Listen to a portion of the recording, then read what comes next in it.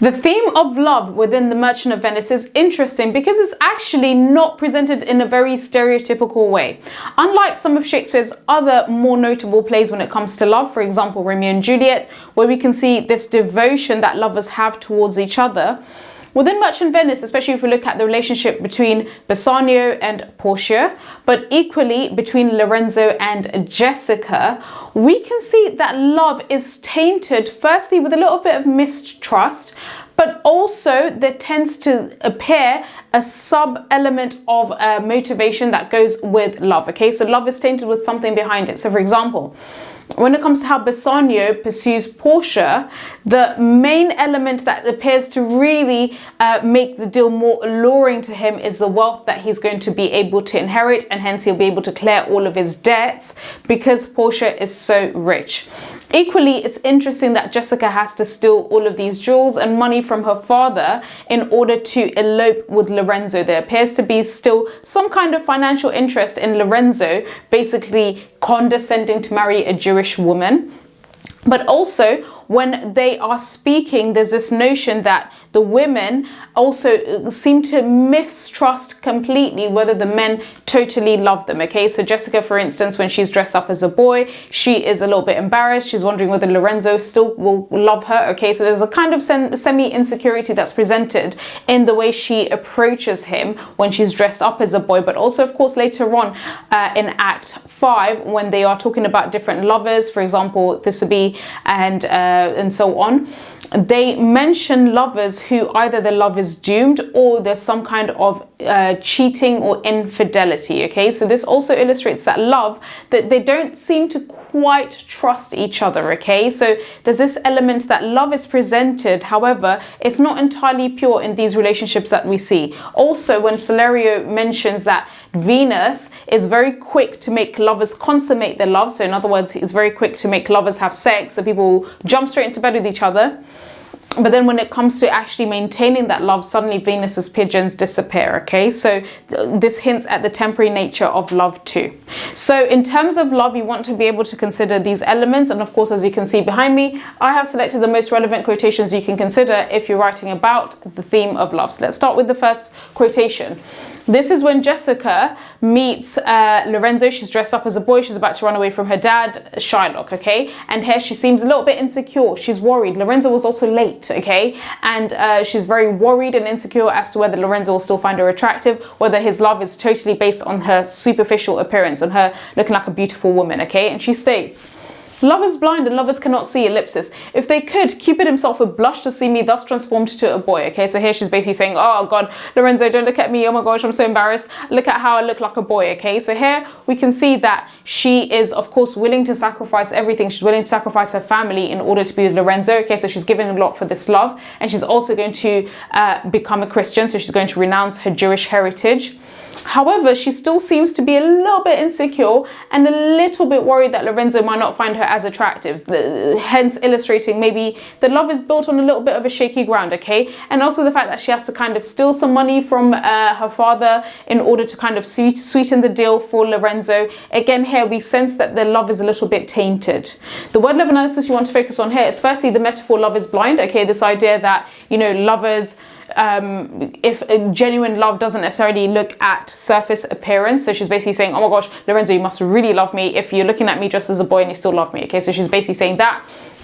Also, the alliteration of C in could Cupid. Here, of course, she's talking about Cupid. This is the, I guess, the god of love, right? He pricks people, and if he pricks two lovers, they fall in love, okay? So she's basically saying, oh my gosh, if Cupid saw me the way I'm dressed, maybe, you know, he himself would be quite disgusted at the fact that you have decided to consider me. Also, you've got alliteration of T in to, thus, and transformed, okay? So here we can see that love is presented as a little bit fickle from Jessica's perspective. She's wondering whether Lorenzo kind of likes her still, even when she's dressed as a boy. However, Lorenzo puts her at peace. He states, "So you are sweet, even in the lovely garnish of a boy." So he says, no, you still look really beautiful, and I'm still really attracted to you, even if you're dressed up as a boy. That's what he's saying. Now here, of course, we can see that their love appears to be fairly strong at this point, okay? They're willing to basically risk it all to be together, and Lorenzo is also willing to risk, I suppose, his social reputation to get together with a Jewish woman. Of course, Jessica still has to give up her Jewish heritage and her her Jewish identity to be with him. However, what he's illustrating here is, no, I promise, I love you genuinely. It's not only about your surface appearance, okay? So Lorenzo is trying to reassure Jessica that his love is not only based on her surface appearance, okay? But still, we as the audience, when we're watching it, we kind of wonder if there's also other elements that are going to taint their love, okay? If their love is really genuine. Now, the word love analysis you want to focus on is the sibilance of S in so and sweet, okay? Here, he's trying to seduce her, and he's trying to say, no, you're still really beautiful. You still look, cute in your appearance as a boy. But equally, the adjectives lovely garnish, okay? So these adjectives, basically Lorenzo is trying to be nice and saying, no, you look really nice in this lovely costumed covering of a boy, okay? So you still look beautiful, don't worry, even if you're dressed up as a boy. The next quotation, which illustrates the theme of love, is when Portia, so she's so happy that Bassanio has chosen the correct casket. She literally is like, she can't believe it. She's so in love. She's so happy. And she states, oh, love, be moderate. Allay thy ecstasy, ellipsis. I feel too much thy blessing. So she's basically saying, oh my God, I'm so happy. The gods of love have blessed me. I'm now going to be the guy that I want to be, okay? Now here, what you want to focus on is, firstly, we can see that Portia is very infatuated with Bassanio, okay? So the one thing that you want to mention, again, going back to the notion of love to some extent being superficial, Portia is really infatuated with what she sees. She believes Bassanio is rich, okay? And then, of course, she later finds out he's in debt. She believes he's really handsome, okay? Because also some of her other suitors, she rejected them based on their surface appearance, okay? So we can see here that Portia is really in love with Bassanio. However, we do wonder whether it's complete, genuine love, even if she knew about him beforehand. If she knew that he didn't have money, would she love him, okay? But equally, you can see here that she is very deeply in love. She's infatuated with him, okay? Now, the word love analysis you want to focus on here is, firstly, the hyperbole ecstasy, this idea that love is causing her to be ecstatic, okay? So she's like, oh my gosh, I'm so in love. And also the alliteration of T in too much and to and thy blessing, okay? So she literally can't believe love has given her the good fortune of marrying Bassanio. And finally, you want to focus on the imperative sentences, oh love, be moderate, and allay that ecstasy. Remember, an imperative sentence is a sentence that issues a command. She's basically telling love, oh my gosh, please slow me down, okay? Please don't make me fall so much in love with this guy. I'm so happy, I'm just too happy. Please just slow me down a little bit, okay? So she wants to try and temper her love a little bit more. The next quotation, which illustrates the theme of love, is when Portia, of course, after she realizes that Bassanio has picked the correct casket, she states, one half of me is yours, the other half yours, okay? So of course here, what she's basically saying is that I'm yours as your wife, and this obviously illustrates also Elizabethan norms at the time and Venetian norms at the time, where a woman, she was seen as the property of her father, and then once she got married, she was the property of her husband. So she's basically saying, yep, I'm your property now, I love you, I'm really happy for you to marry me, okay? And of course here we can see that Portia does to a large extent have a lot of devotion towards Bassanio, okay? And this is illustrated firstly through the repetition of the word half, okay? So she's basically saying, one half of me is yours and then the other half, so I'm completely giving myself over to you, Bassanio, okay? I'm going to completely commit myself to you. And also the possessive pronoun yours, okay? So here again, she is telling Bassanio, I am going to be your obedient, loyal wife, okay? Here we can see that Portia, at least on, on initial discovery that she's going to marry Bassanio, she's really in love with him, she's committed to him. The next quotation, this is when Lorenzo, basically he's telling his friends that he really loves Jessica in spite of her father, in spite of the fact that she is Jewish, he genuinely really loves her, okay? And he states, beshrew me, but I love her heartily, okay? And the alliteration in her and heartily illustrates that Lorenzo, to a great degree, loves Jessica in spite of how society sees her and perceives her for being a Jewish woman, okay? So here we can argue that Lorenzo, perhaps his love is genuine. However, we do still get the sense that his love comes with conditions tied to it. So for example, the fact that Jessica has to run away from her father, the fact that she has to renounce her heritage. So again, here we can see that whilst his love seems to be genuine, it still is tainted with elements of selfishness.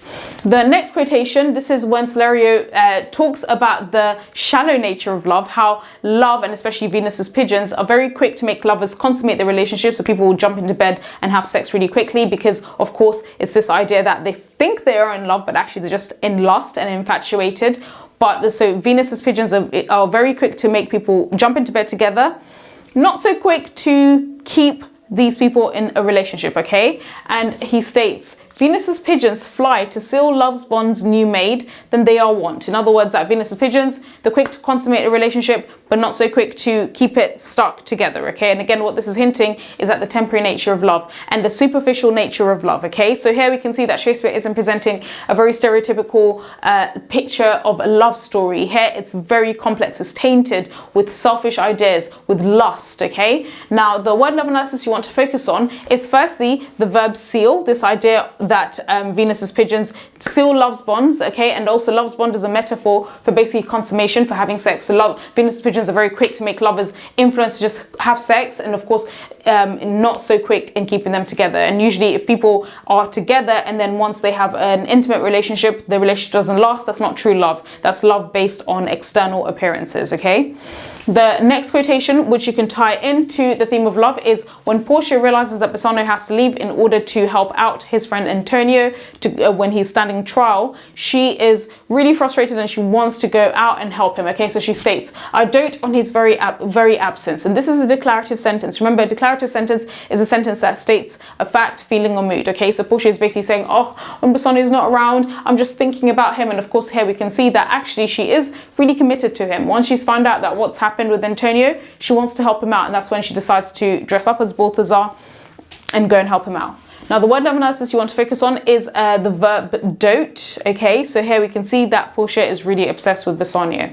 Now, it's interesting, however, even if she's obsessed with him, she still wants to test his faith, okay? So she wants to test his loyalty in her, and she gives him a ring and says, hey, here's my ring, this is my token of my love for you, make sure you keep it, okay? And she tests him because, of course, when she dresses up as Balthazar, she then decides to trick him into giving the ring in order to test his loyalty, which he fails miserably, okay? However, when she has given him the ring initially, Bassanio promises, I promise the high heavens I will keep this ring, okay? And he states, only my blood speaks to you in my veins, ellipsis. When this ring parts from this finger, ellipsis, then be bold to say Bassanio is dead. So basically, Bassanio is basically saying, I will never let this ring away from my side. I will never give it away. Promise, promise, promise, okay? Again, here we can see their love is a little bit tainted because firstly, we can see that Portia doesn't completely trust Bassanio. So she loves him, but she doesn't completely trust him and she wants to test him, okay? Because if you genuinely loved somebody and you thought their love for you was genuine, you don't need to test them, okay? So that's the first thing. And secondly, we also see that Bassanio isn't entirely honest with her, okay? So his loyalty is tested and he fails this test miserably because he does give this ring away to Balthazar. So even if he states, no, over my dead body, Bassanio is dead, I will never give away the ring, okay? And he gives it away. Now, the word of analysis you want to focus on is firstly the personification of my blood speaks. He's basically saying, nothing, even with the blood that flows within my veins, it just would never ever give away your ring, okay?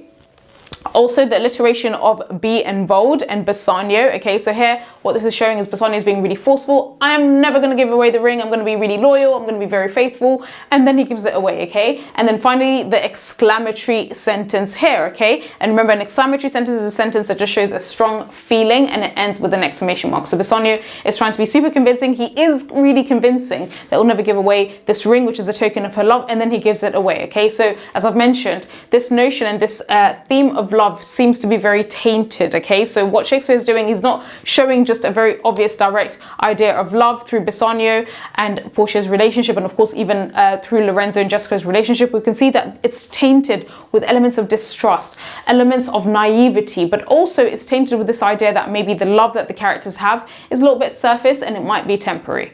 So that's really it when it comes to key quotations that you can consider if you're writing about the theme of love for either your coursework or exams. Thanks so much for listening.